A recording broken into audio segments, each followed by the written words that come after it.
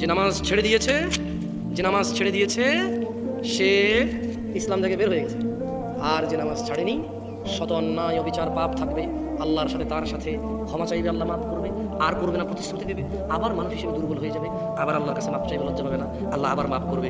এরপর এক পর্যায়ে আল্লাহ ঘোষণা দিয়েছে ইল্লা মান তাব, অথবা যে ব্যক্তি তার সমস্ত গুনাহ থেকে ফিরে আসে, ওয়া আমানা, আল্লাহর প্রতি ঈমান আনে, ওয়া আমিলা আমালান সলিহা, তার গুনাহ যত কিছুই হোক সে যদি ফিরে আসে, ঈমান আনে, মাপ চায়, ভালো কাজ করে, ফাউলাইকা ইউবাদদিলুল্লাহ সাইয়্যাতিহিম হাসানাত। এই যে লোকটা বললো জেনা করবে না, আবার করছে, চেষ্টা করছে না করা হয়ে গেছে, নেশা করবে না আবার করছে, সর্বোচ্চ চেষ্টা করেছে না করার পথে হয়ে গেছে। এই যে লোকটা নামাজ মিস করে ফেলেছে, চেষ্টা করেছে সর্বোচ্চ পড়ার, হঠাৎ দেখে গেলে মিস হয়ে গেছে, তো আল্লাহ কোরআনুল কারীমে সূরা ফুরকানে বলছে যে লোকটা ইল্লা মান তাব, হাজার সহস্র কোটি অপরাধ থেকে মাপ চেয়ে ফিরে আসলো, ওয়া আমানা, এরপর ঈমান নিয়ে নিয়েছে, ওয়া আমিলা আমালান সলিহা, মাপ চাইছে, ঈমান আনছে, কিছু ভালো কাজ করা শুরু করে দিয়েছে।